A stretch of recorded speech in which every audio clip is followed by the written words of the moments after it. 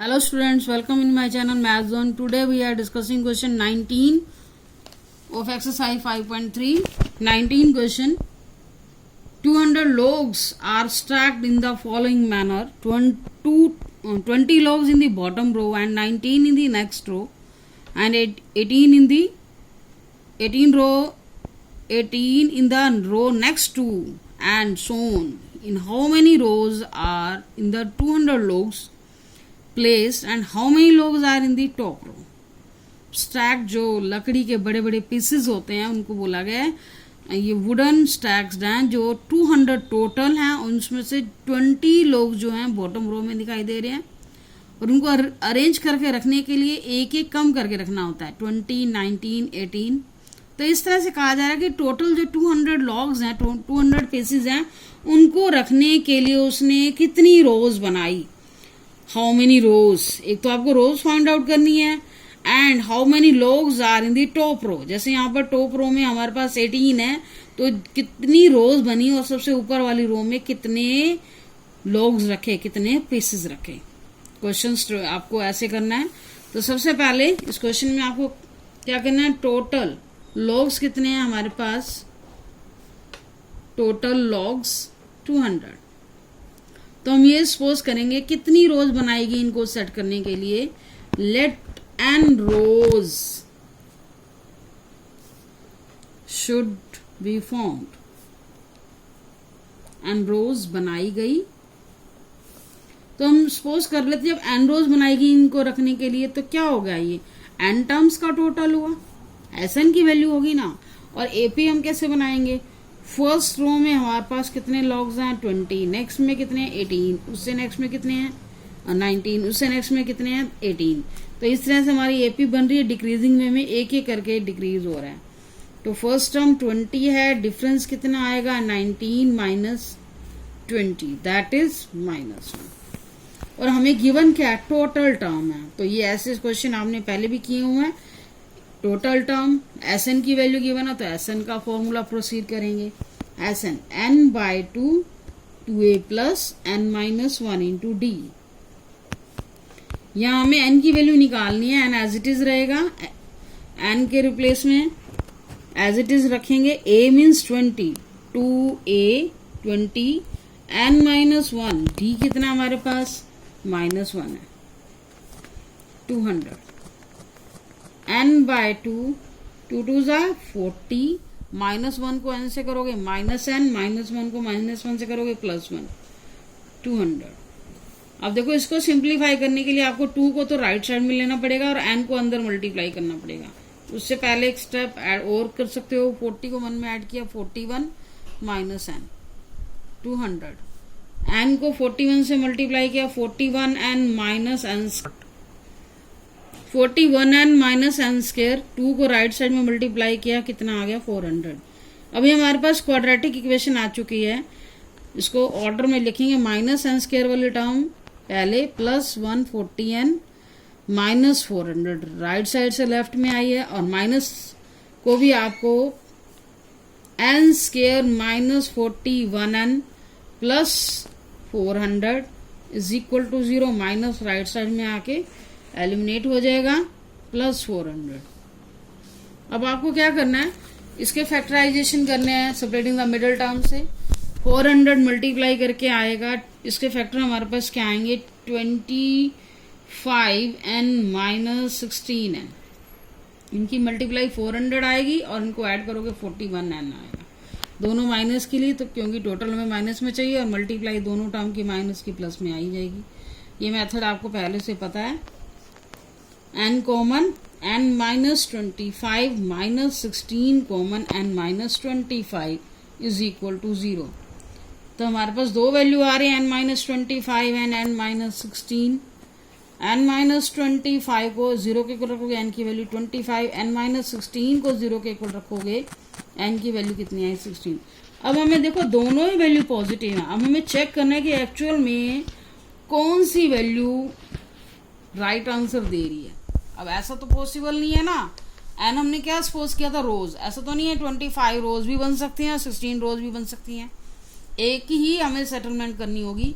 तो एन की जगह अगर 25 रोज बनी हैं तो इस क्वेश्चन में क्या पूछा गया था, कितनी रोज बताओ, फिर बताया गया था कि जो सबसे टॉप वाली रोज में कितने लॉग्स रखे गए हैं। अगर 25 रोज बनी है तो सबसे जो 25th रो है उसमें कितने लॉग्स हैं, तो उसके लिए दैट मीन्स आपको क्या निकालना होगा, 25th टर्म की वैल्यू निकालनी होगी। वो क्या होगी, a + 24d। a कितना है 20 और 24d कितना हमारा -1, तो 20 - 24 कितना आ गया -4। अब -4 आपको क्या बता रहा है कि नंबर ऑफ लोग्स 25th रो में लोग्स क्या है, -4 है, जो कि पॉसिबल नहीं है। नंबर ऑफ लोग्स तो काउंटिंग तो कभी भी नेगेटिव नहीं हो सकती, तो इसलिए हम क्या करेंगे, अब 16 अगर 16 रोज बनी है तो 16 नंबर पे कितने लोग्स लगे हुए हैं, तो वो चेक कर लेते हैं। a + 15d, a कितना है हमारे पास 20, 15d कितना है -1, 20 - 15 5 लॉग्स, तो ये पॉसिबल है आंसर। मतलब कहने का है कि जैसे यहाँ थर्ड है हमारे पास 18 लॉग्स रखे हुए हैं, तो ऐसे ही अगर 16 रोज बनी है तो उसमें कितने लॉग्स रखे हुए, तो 5, क्योंकि एक एक करके डिक्रीज हो रहा है, तो ये पॉसिबल है। तो नंबर ऑफ रोज कितनी हुई, 2 आंसर लिखने थे, नंबर ऑफ रोज कितनी हुई 16 और नंबर ऑफ लॉग्स कितने हुए 5, ये आंसर निकालना था आपको। 25 पॉसिबल नहीं है। नेक्स्ट क्वेश्चन 20th क्वेश्चन है। 20th क्वेश्चन में स्टेटमेंट को थोड़ा सा ध्यान से, in a potato race a bucket is placed at the starting point, diagram में शो किया गया, which is 5 metre from the first potato and the other potatoes are placed 3 metre apart in a straight line. There are 10 potatoes in the line. हमारे पास क्या given है, straight line में 10 potatoes रखे हुए हैं, एक बकेट सिचुएट की गई है जिसका फर्स्ट पोटैटो से डिस्टेंस कितना 5 मीटर का, और इसके बाद 10 पोटैटोज के रिमेनिंग में फर्स्ट पोटैटो का बकेट से डिस्टेंस 5 है, रिमेनिंग में आपका 3 मीटर का गैप है। A competitor starts from the bucket, picks up the nearest potato and runs back with it, drops in the bucket, runs back to pick up, and the next potato runs to bucket to drop it in, and she continues in the same way until all the potatoes are in the bucket. What is the total distance and the competitor has to run? क्या कहना चाह रहा है, तो पहला potato उठाने के लिए कंपटीटर बकेट से स्टार्ट होती है, यहां से गई, यहां आई, पोटैटो उठाया, बकेट में ड्रॉप कर दिया, 1 बाय 1 उसने पोटैटो उठाया है इसने, फिर सेकंड पे आई, ये उठाया, बकेट में डाला, फिर इस पे आई, तो इस तरह से उसने 10 पोटैटो को उठाने के लिए टोटल कितना डिस्टेंस रिकवर किया वो हमें फाइंड आउट करना है, टोटल डिस्टेंस, दैट मीन्स सम निकालना है। तो इसका डायग्राम भी आपको रफली डायग्राम बना के भी दिखाना पड़ेगा, जैसे मैंने यहाँ दिखाया हुआ है कि फर्स्ट हमारा पोटैटो ही है, उसका बकेट से डिस्टेंस कितना 5 मीटर, उसने पहला पोटैटो पिकअप करने के लिए कितना डिस्टेंस रिकवर किया, पहले आई फिर गई, दैट मीन्स 2 राउंड हुए, फिर सेकेंड पोटैटो को उठाने के लिए यहां से लेकर यहीं पर आई, कितना डिस्टेंस हुआ 5 + 3 8, फिर वापसी गई, फिर 8, कितना हो गया टोटल 16। तो आपको इसमें एपी का सीक्वेंस बनाना कैसे बनेगा, तो यहां लिखेंगे distance covered to pick up the first potato,